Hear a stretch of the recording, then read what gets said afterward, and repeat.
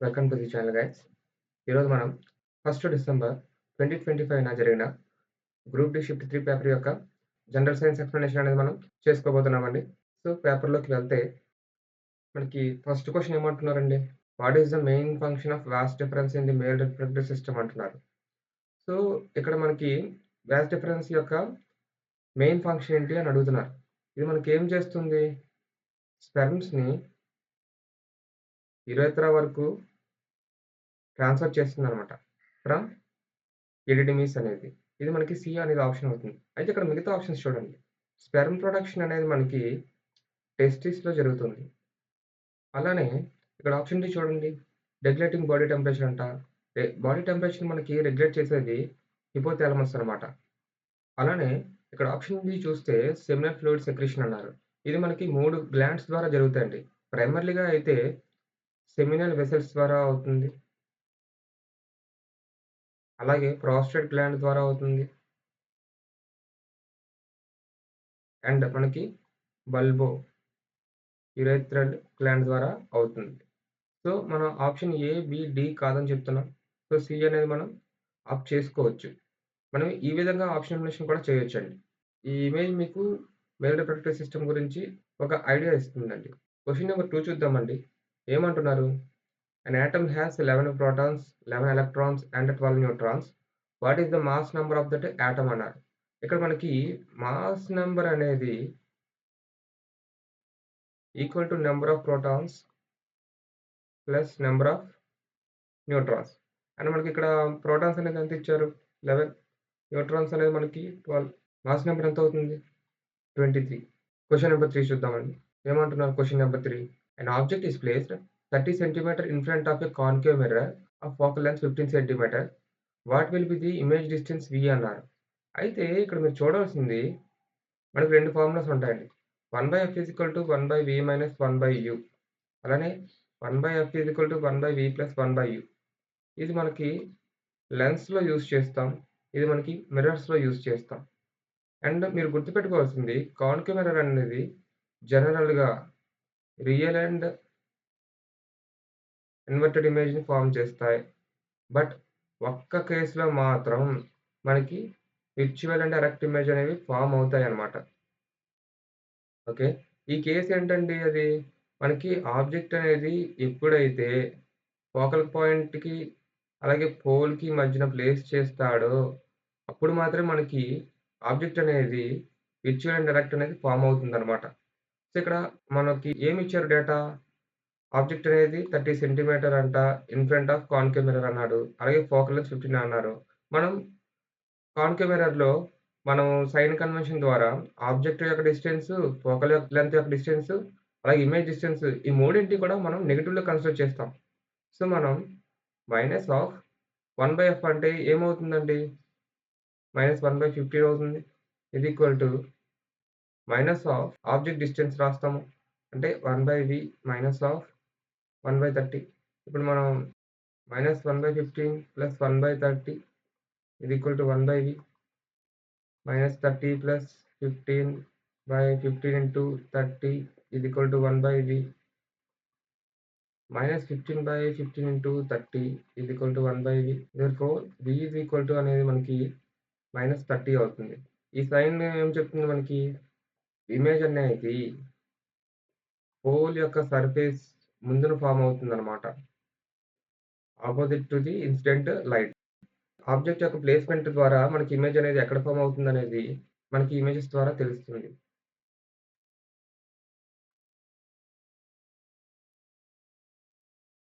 So, question number 4 అండి. ఏమంటున్నారు? Which of the following ensures genetic variation in sexually reproducing animals అంట. ఇప్పుడు మనకి క్వెషన్ ఆన్సర్ చేసే ముందు ఆప్షన్స్ ఒకసారి చూడండి. ఆప్షన్ బి ఏమన్నారు? Fertilization occurs inside the body అంట. ఫెర్టిలైజేషన్ అనేది బాడీలో జరిగితే అది మనకి ఆప్షన్ నంబర్ బి ఏమంటున్నారు? Fertilization occurs inside the body అంట. ఎప్పుడు fertilization occurs inside the body అంటే జైగోట్‌ని మనం ప్రొటెక్ట్ చేయడానికి ఎక్కువ ఛాన్స్ ఉంటుంది. Option C gametes are formed by mitosis అన్నాడు. కాదండి. గ్యామెట్స్ అనేవి మనకి మియోసిస్ ప్రాసెస్ ద్వారా జరుగుతాయన్నమాట. 4 హాప్లాయిడ్ డిస్టింక్ట్ డాటర్ సెల్స్ అనేవి మనకి ఒక సింగిల్ పేరెంట్ సెల్‌ని జనరేట్ చేస్తాయండి. అంటే ఇక్కడ ఆప్షన్ డి చూడండి. Only one parent is involved అంట. అంటే ఒక్క పేరెంట్ అయితే మనకది సెక్షువల్లీ రిప్రొడ్యూసింగ్ అనేది ఎలాగవుతుంది? కాదు కదా! సో, మనకిక్కడ ఆప్షన్స్ ద్వారా మనం ఎలిమినేషన్ చేసుకుంటూ కూడా ఆన్సర్ చేయొచ్చు. అలాగే ఇక్కడ ఆప్షన్ ఏ చూడండి. Offspring receives jeans from both parents అంట. అంతే కదండీ! ఇప్పుడు మనకి ఫాదర్ నుంచి కొంత జెనెటిక్ మెటీరియల్, మదర్ నుంచి కొంత జెనెటిక్ మెటీరియల్ అండ్ వీటి యొక్క కాంబినేషన్ ద్వారా మనకి యూనిక్ క్యారెక్టర్ ఆఫ్‌స్ప్రింగ్ అనేది వస్తుందనమాట. క్వెషన్ నంబర్ 5 చూడండి. ఏమంటున్నారు? Which of the following statements is not correct అంట. అయితే ఇప్పుడు ఆప్షన్స్ చూద్దామండి. ఆప్షన్ ఏ ఏమంటున్నారు? The angle of deviation is the angle between incident ray and emergent రే. ఇది డైరెక్ట్‌గా స్టేట్మెంట్ అండి. అది మనకి రైట్ అండి. అండ్ ఆప్షన్ బి చూద్దాం. ఏమంటున్నారు? In a prism dispersion can occur if white light is used అన్నారు. డిస్పర్షన్ అనేది మనకి వైట్ లైట్ యూజ్ చేస్తేనే కాదు, పాలీక్రోమాటిక్ లైట్ యూజ్ చేసినా మనకు జరుగుతుంది. కానీ ఇక్కడ కెన్ అన్నారు. ఓన్లీ అంటే మనకి తప్పు. కానీ ఇక్కడ కెన్ అని అడిగారు కదా మనకి. సో, ఇది కూడా రైట్ అవుతుందనమాట. ఎందుకంటే మనకు తెలిసిందే. వైట్ లైట్ అనేది మనకి డిస్పర్స్ అవుతుంది. ఎప్పుడు అది ప్రిజం గుండా ఫాలో అయితే. ఇక్కడ ఆప్షన్ సి చూడండి. ఏమంటున్నారు? In a prism the incident ray and emergent ray are always parallel అంట. ఇది తప్పండి. కిందన మనకి ఇమేజ్ ఉంది చూసారా? ఇమేజ్ ద్వారా మనకేం తెలుస్తుంది? ఇన్సిడెంట్ రే అనేది ఎప్పుడైతే ప్రిజం యొక్క సర్ఫేస్ మీద ఇన్సిడెంట్ అవుతుందో అండ్ ఇది మనకి కొంత రిఫ్రాక్షన్ జరిగి మనకి డెన్సర్ టు రేరెన్ మీడియా వెళ్ళినప్పుడు మళ్ళీ అనదర్ రిఫ్రాక్షన్ జరుగుతుంది.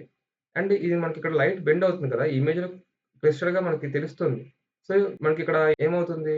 ఇన్సిడెంట్ రే అనేది ఎమర్జెంట్ రేకి పారలెల్‌గా లేదు. 2 కూడా బెండ్ అవుతున్నాయన్నమాట. సో, ఆప్షన్ సి అనేది రాంగ్ అని చెప్తాం.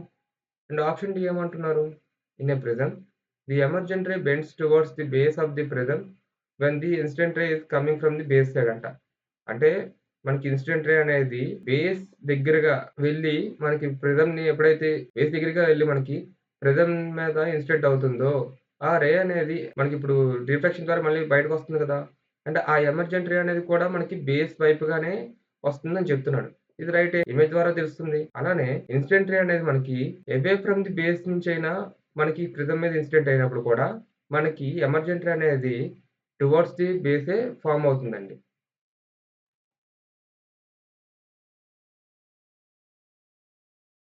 సో, ఇప్పుడు మనం సిక్స్త్ క్వెషన్ చూద్దామండి. సిక్స్త్ క్వెషన్ ఏమంటున్నారు? Which gas is mainly responsible for the green house effect and is released when fossil fuels are burned అంట. సో, ఇక్కడ మనకు ఆప్షన్స్ చూడండి. ఆక్సిజన్, హైడ్రోజన్, నైట్రోజన్ వీటికి డైపోల్ మొమెంట్స్ ఉండవు. సో, డైపోల్ మొమెంట్స్ ఉండవంటే ఇవి వైబ్రేట్ అవ్వవు. సో, వైబ్రేట్ అవ్వని మాలిక్యూల్స్ మనకి హీట్‌ని అబ్జార్బ్ చేసుకోవు. సో, అక్కడికి మనకి వైబ్రేషన్స్ జరిపే మాలిక్యూల్ ఏదైనా ఉందంటే అది కార్బన్ డయాక్సైడ్. సో, ఇది మనకి గ్రీన్ హౌస్ ఎఫెక్ట్‌కి కారణం అండ్ మనకి ఆక్సిజన్ వచ్చి 21% ఉంటుంది బై వాల్యూమ్ అండ్ నైట్రోజన్ వచ్చి మనకి 78% ఉంటుంది ఎయిర్‌లో. సెవెంత్ క్వెషన్ అండి. ఇక్కడ according to bores model of atom electrons revolve around the nucleus అన్నాడు. ఏం చెప్తున్నాడు మనకి బోర్స్ మోడల్ ఆఫ్ ఆటమ్‌లో మనకి ఎలక్ట్రాన్స్ అనేవి న్యూక్లియస్ చుట్టూ ఉన్న డిస్క్రీట్ ఆర్బిట్స్ అంటే ఏం లేదండి. స్టేబుల్ క్వాంటమ్ ఎనర్జైజ్డ్ ఆర్బిట్స్ అనమాట. ఈ ఎనర్జైజ్డ్ ఆర్బిట్స్‌లో ఎలక్ట్రాన్స్ అనేవి ఎనర్జీ రేడియేట్ చేయకుండా ఇండెఫినెట్‌గా మనకి ఉండొచ్చనమాట ఆ ఆర్బిట్స్‌లో. సో, మనకి ఆప్షన్ సి అనేది అవుతుందనమాట. క్వెషన్ నంబర్ 8లో ఏమిచ్చారు?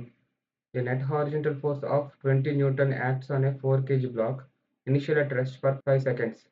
What is the block's final speed అన్నాడు. ఇక్కడ మనకి చూడండి ఫోర్స్ ఇచ్చాడు. అలాగే మాస్ ఇచ్చాడు. మనం యాక్సిలరేషన్ కనుక్కోవచ్చు కదా! F is equal to mass into acceleration. So, force 20 mass 4 KG A is equal to 5 metre per second square అవుతుంది. సో, మనకిక్కడ టైమ్ ఎంత ఇచ్చారండి? అట్ రెస్ట్ అండి ఫర్ 5 సెకండ్స్ అనమాట. ఇప్పుడు మనకి ఇంకొక ఫార్ములా యూజ్ చేద్దామండి. ఏంటది? V is equal to U plus AT. ఇక్కడ V అంటే ఫైనల్ స్పీడ్, U అంటే ఇనీషియల్ స్పీడ్ అనుకోండి. ఇది యాక్సిలరేషన్, ఇది టైమ్. మనకిప్పుడు ఫైనల్ స్పీడ్ అనేది అడుగుతున్నాడండి. ఇనీషియల్ స్పీడ్ ఏముంటుంది? 0 అవుతుంది. So, V is equal to acceleration ఎంత? 5 టైమ్ ఎంత? 5 25 మీటర్ పర్ సెకండ్ అనేది మనకి ఫైనల్ స్పీడ్ అవుతుందనమాట. క్వెషన్ నంబర్ 9 అండి. ఏమంటున్నారు? Which of the following correctly defines the amplitude of a wave అంటున్నారు. సో, ఇక్కడ ఆప్షన్స్ అనేవి చూడండి. ఇప్పుడొక లాంగిట్యూడినల్ వేవ్‌ని తీసుకుందామండి. ఓకే. సో, ఈ పార్ట్ ఉంది కదండీ! హైయెస్ట్ పీక్ లాగా దీన్ని క్రెస్ట్ అంటాం. అండ్ లోవెస్ట్ పార్ట్ మనం ట్రఫ్ అంటాం. Okay. So, the distance between consecutive crest or consecutive troughs అంటే మనకి వేవ్ లెంత్ వస్తుందండి.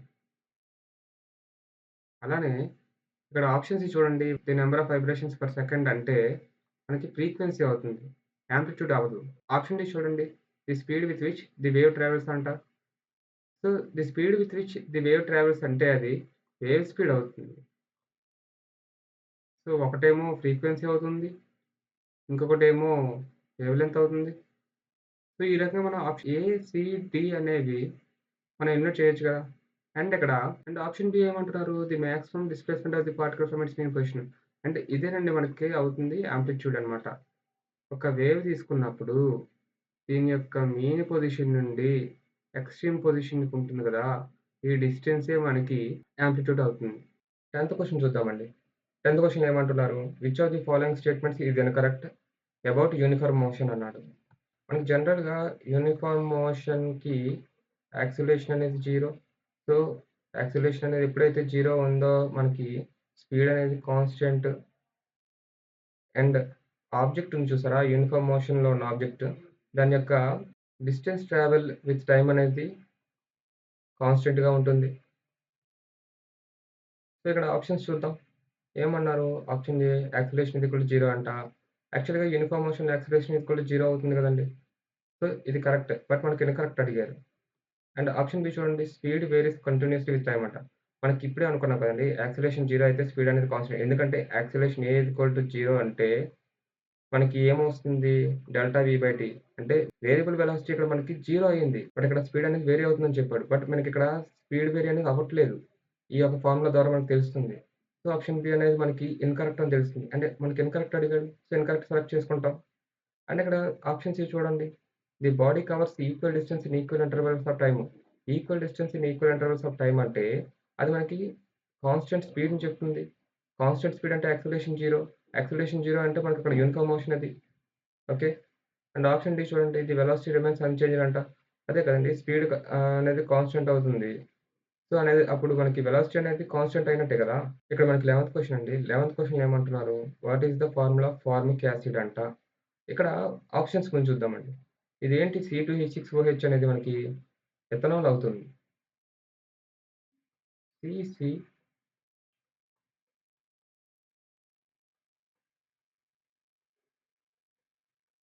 ఇది మనకి ఎథనాల్ అవుతుంది. మనకి యాసిడ్ అడిగారు. సో, ఇది ఆప్షన్ కాదని చెప్తున్నాం. అండ్ ఇక్కడ ఆప్షన్ సి చూడండి. C2H5OH ఇక్కడ ఆప్షన్ ఏ అండ్ సి చూడండి. C2H6 C2H5 అన్నాడు. బట్ ఇక్కడ ఎక్స్‌ట్రా హెచ్ ఉంది. And oh common. సో, ఇది కూడా మనకి ఎథనాలే. మనల్ని కన్‌ఫ్యూజ్ చేయడానికి ఆప్షన్స్ అలాగ ఇచ్చాడన్నమాట. ఆప్షన్ డి చూడండి. మనకిది CTH4O2 అంటున్నాడు. ఇది మనకి ఎథనాయిక్ యాసిడ్ అవుతుందండి. 2 కార్బన్స్, 4 హైడ్రోజన్స్, 2 ఆక్సిజన్. మనకిక్కడ ఫార్మిక్ యాసిడ్ అన్నారు. ఈ ఫార్మిక్ యాసిడ్ అనేది మెథనాయిక్ యాసిడ్ అండి. మెథనాయిక్ యాసిడ్ ఫార్ములా ఏంటి? సి ఇది మనకి ఫార్ములా అవుతుంది. అండ్ ఇక్కడ ఆప్షన్ బి అనేది అదే కదండీ! అండ్ ఎథనాయిక్ యాసిడ్‌ని మనం ఏమంటాం? ఎసిటిక్ యాసిడ్ అంటాం. క్వెషన్ నంబర్ 12 అండి. Which of the following statements is true about magnetic field lines అంటున్నారు. స్టార్ మాగ్నెట్ తీసుకుందామండి. North to south. ఇప్పుడు మనకి ఫీల్డ్ లైన్స్ అనేవి బయటేమో నార్త్ టు సౌత్ ట్రావెల్ చేస్తాయి. కానీ ఇంటర్నల్‌గా ఏమో అవి సౌత్ టు నార్త్ ట్రావెల్ చేస్తాయి. ఓకే. సో, ఇక్కడ ఆప్షన్స్ చూద్దామండి. ఏమన్నారు first option field lines inside a magnet move from north to south అంట. బట్ మనం ఏమని డిస్కస్ చేసుకున్నాం?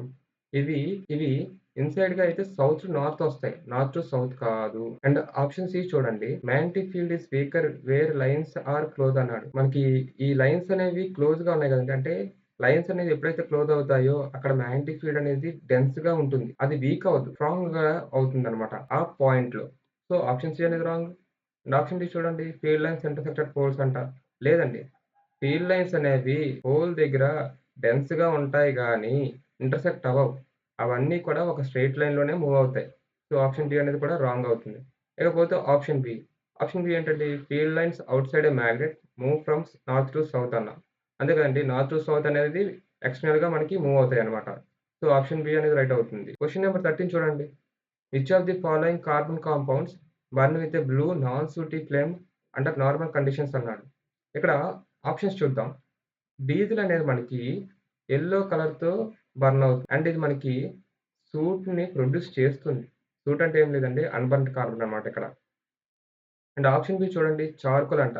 ఇది లిటిల్ టు నో సూట్‌ని ఫార్మ్ చేస్తుంది. ఇక్కడ మనకి నో సూట్ అన్నాడు. ఓకే. అలాగే ఇది లైట్ బ్లూ కలర్‌తో బర్న్ అవుతుంది. అండ్ దీన్ని హోల్డ్‌లో పెట్టండి ఆప్షన్ బిని. అండ్ ఆప్షన్ సి చూడండి ఇథనాల్. ఇదండి యాక్చువల్‌గా మనకి బ్లూ కలర్‌తో బాగా బర్న్ అయ్యేది. బ్లూ కలర్‌తో బర్న్ అవుతుంది. అలాగే సూట్‌ని మనకి ఫార్మ్ చేయదు.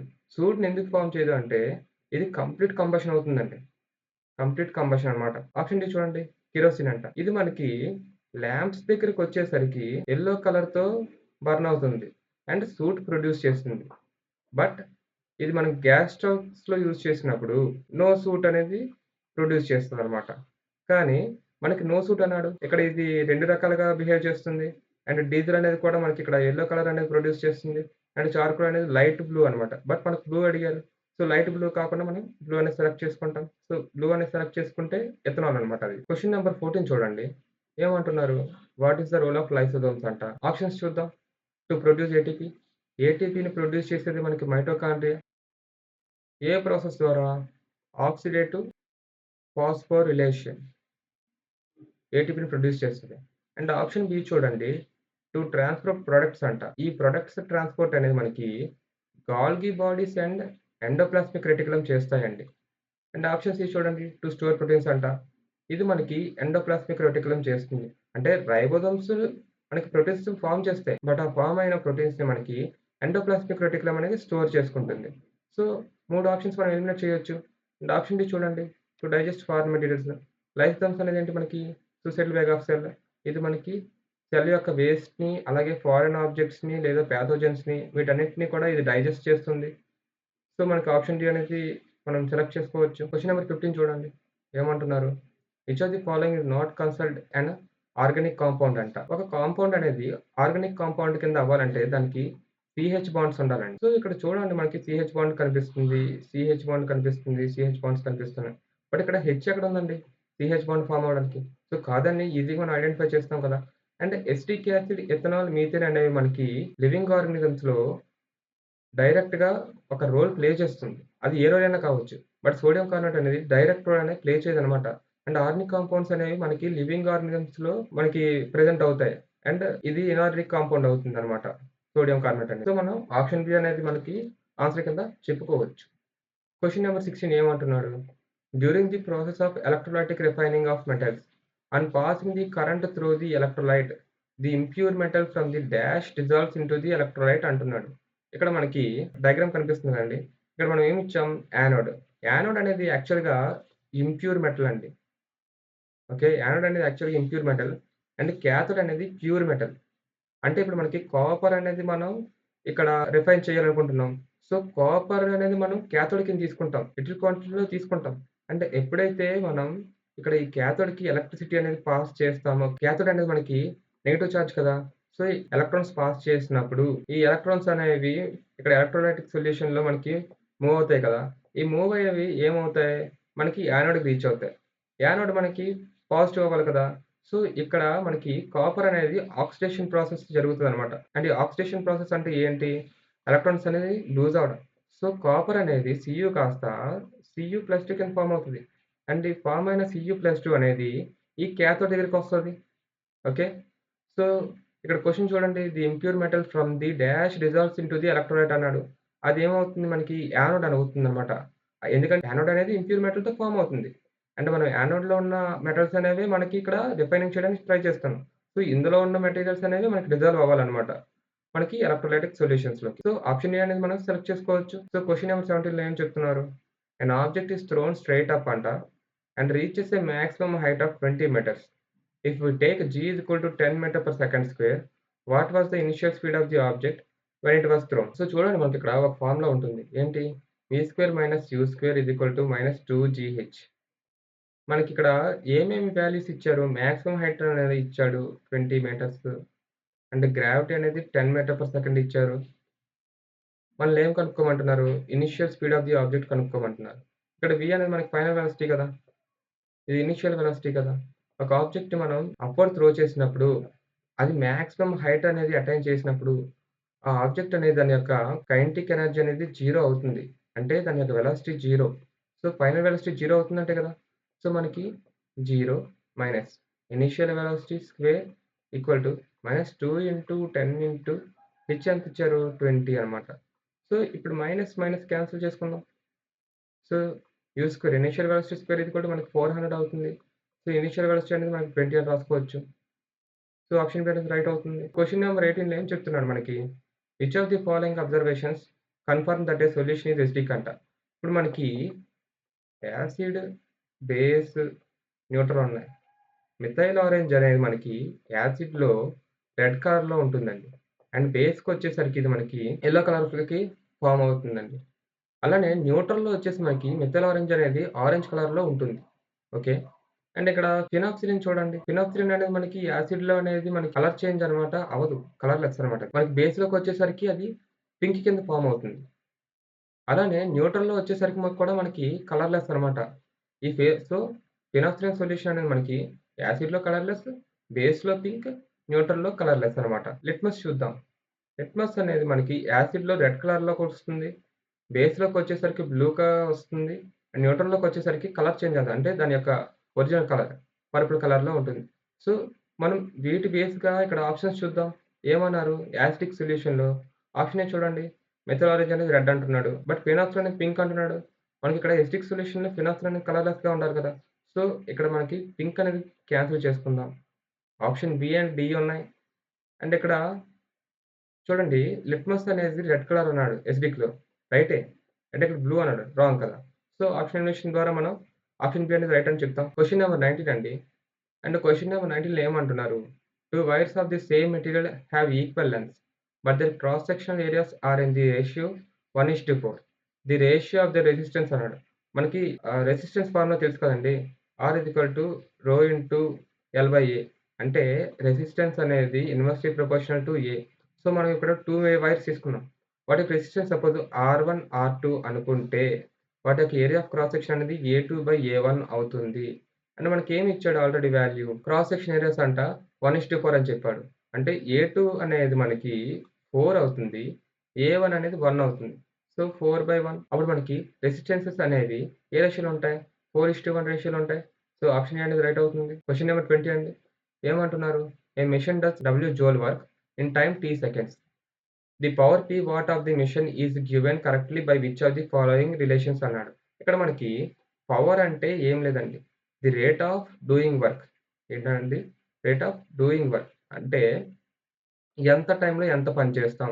సో, వర్క్ బై టైమ్ అని రాసుకోవచ్చు. అండ్ P W/T అని రాసుకుంటాం. ఇక్కడ పవర్‌ని మనం Pగా రిప్రజెంట్ చేస్తున్నాడన్నాడు. అండ్ వర్క్ అనేది మనకి Wగా రిప్రజెంట్ చేస్తున్నాడు. టైమ్ అనేది Tగా రిప్రజెంట్ చేస్తున్నాడు. ఈ ఫార్మ్‌లో ఉన్న ఫార్ములా ఏముంది ఇక్కడ మనకి P క్వెషన్ నంబర్ 21 ఏం చెప్తున్నాడు? Based on function which of the following combinations represent all types of animal tissues found in humans అంట. యాక్చువల్‌గా యానిమల్ టిష్యూస్ అనేవి 4 మెయిన్ టైప్స్ అండి. ఆ 4 మెయిన్ టైప్స్ ఏంటి? Epithelial, connective, muscular and nervous tissue. ఇక్కడ మనకి represents all types of animal tissues అన్నాడు కదండీ! ఆల్ టైప్స్ ఆఫ్ టిష్యూస్‌ని ఈ 4 టైప్సే మనకి రిప్రజెంట్ చేస్తాయి. సో, ఇక్కడ ఆప్షన్ బి చూడండి. ఎపిథీలియల్ అన్నాడు. బాగుంది. కనెక్టివ్ టిష్యూ అన్నాడు. బాగుంది. రీప్రొడక్టివ్ టిష్యూ అనేది ఒక స్పెషలైజ్డ్ ఎపిథీలియల్ టిష్యూ అండి. ఓకే. అలాగే మనకి నెర్వస్ టిష్యూ అనేది మిస్ అవుతుంది. సో, ఆప్షన్ బి అనేది రాంగ్ అవుతుంది. అండ్ ఇక్కడ చూడండి మిగతా వాటిలో కూడా నెర్వస్ టిష్యూ అనేది మిస్ అవుతుంది. సో, ఇవి ఏ ఆప్షన్స్ కూడా మనం సెలెక్ట్ చేసుకోలేము. అలాగే స్కెలిటల్ టిష్యూ అనేది a specialised form of connective tissue. అంటే గ్రాన్యులర్ టిష్యూ అనేది a type of epithelial tissue. So, మనకిక్కడ ఆప్షన్ ఏ అనేది సెలెక్ట్ చేసుకుంటాం. క్వెషన్ నంబర్ 22 ఏం చెప్తున్నాడు? Which plastids contain pigments that give plants their yellow, orange or red colours అంట. అంటే ఏ పిగ్మెంట్ మనకి యెల్లో, ఆరెంజ్ కలర్స్‌ని ప్రొడ్యూస్ చేస్తదని చెప్తున్నాడు. ఇక్కడ చూడండి ఆప్షన్స్ ప్రకారంగా సపోజ్ ఆప్షన్ ఏ హోల్డ్‌లో పెడదాం. క్లోరోప్లాస్ట్‌కి మనకి గ్రీన్ పిగ్మెంట్ ఉంటుంది. అండ్ అమైలోప్లాస్ట్ అండ్ ల్యూకోప్లాస్ట్ అనేవి స్టోరేజ్‌కి హెల్ప్ అవుతాయి. ఈ అమైలోప్లాస్ట్ అనేది ల్యూకోప్లాస్ట్‌లో ఒక రకం. అండ్ ల్యూకోప్లాస్ట్ అనేది కలర్‌లెస్, అమైలోప్లాస్ట్ అనేది కూడా కలర్‌లెస్. ఈ అమైలోప్లాస్ట్ అండ్ ల్యూకోప్లాస్ట్ అనేవి మనకి రూట్స్, బల్బ్స్‌లో మనకి కనిపిస్తాయండి. సో, మనకిక్కడ తెలుస్తుంది బి అనేది గ్రీన్ కలర్‌కి సంబంధించింది. ఎమలో ప్లస్ అండ్ ల్యూకో ప్లస్ అనేవి కలర్‌లెస్.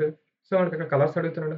సో, ఆప్షన్ ఏ అనేది మనం బ్లైండ్‌గా ఆప్ట్ చేయొచ్చు. క్వెషన్ నంబర్ 23లో ఏం చెప్తున్నాడు?